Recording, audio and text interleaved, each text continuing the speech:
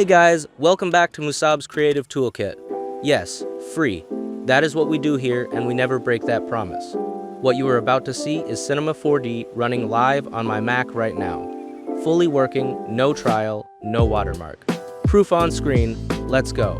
I am opening Cinema 4D right here on my MacBook. Full launch, no license pop-up, no activation screen, nothing. It just opens straight into the workspace exactly the way it should. I create a new scene, drop in some geometry, add a material, throw in a light, and everything is responding perfectly. Viewport is smooth, rendering is clean. All tools fully accessible. This is the complete version of Cinema 4D running on M1, M2, M3, and M4, with zero issues. If you want this on your own MacBook, everything you need is inside my free Telegram community right now. The download link, the full step-by-step installation guide, and I personally reply to anyone who runs into a problem. Real support, real community, not just a random file drop. I cannot guarantee it stays free forever.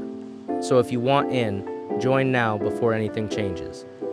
Link is in the description, just tap it and you are in. Drop a like if this helped, hit subscribe, and share it with a creative friend who needs this.